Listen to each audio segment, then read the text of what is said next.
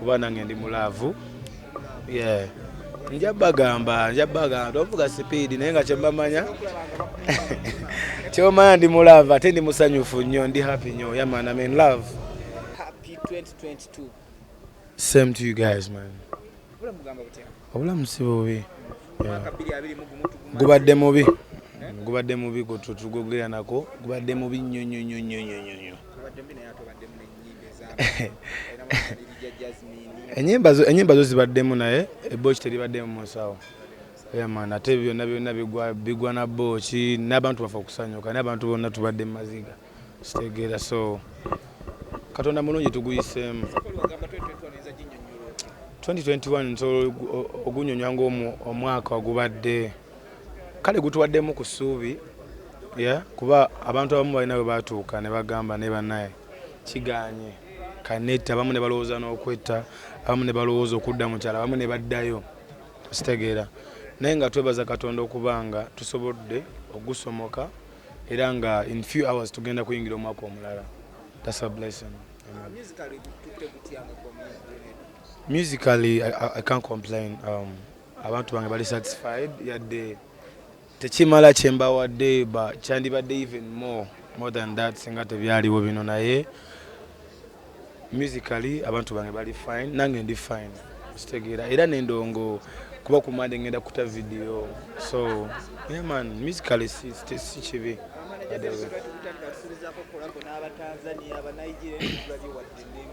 Yeah, manager Derek abadde traveling anya abadde alina byamaliriza naye inshallah tumulinde.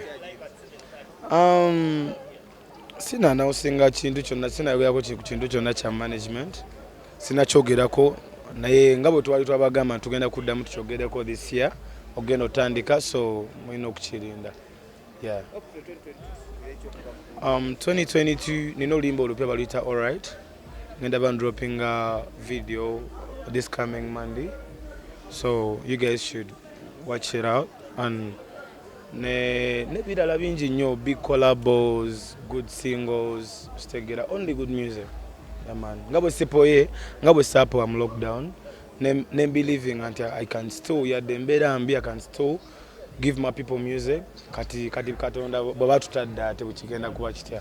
So my people expect good from Grenade. Yes, sir.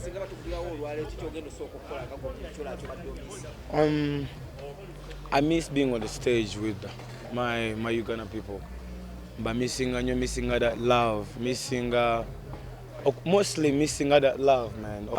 Kyonna kyekiri tujja kukyakala ffe tuli bana Uganda tetulemwa.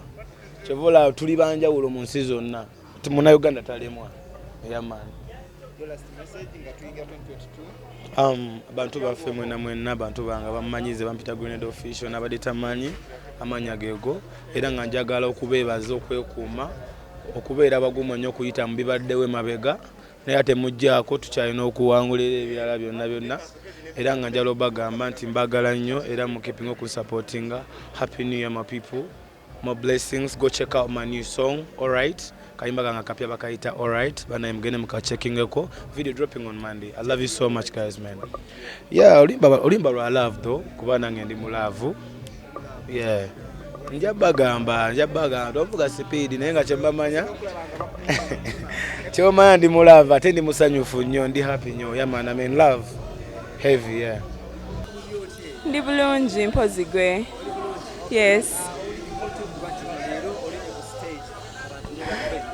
Chimpesa nyubulire ninya ku stage because kye kintu kyensinga okwagala, njagala nnyo to communicate with my fans, and then chimpadde sanyu that after 2 weeks ngama nawazayo ku somero I'll have the opportunity okubeera ne ba fans bange, you know. Wait.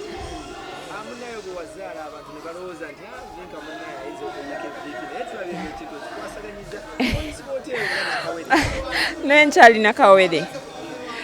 Well, yeah, ndi bulungi kuba nzize ku stage, so that means ndi bulungi. Yes. Abawagizi bange nze mbasuubiza music omulungi nga bulijjo, ate mwebale nnyo kumpuliriza, mwebale nnyo kwagala music wange, mwebale nnyo kwagala vinka bambi we mujje mukama abaddizeewo. More music, I can't wait. Puso mzadde is the most amazing experience any woman can ever go through. It's beautiful. Yeah. Mfunyemo omwana nfulumiza oluyimba nebaza Mukama. Yeah, so more good music 2022.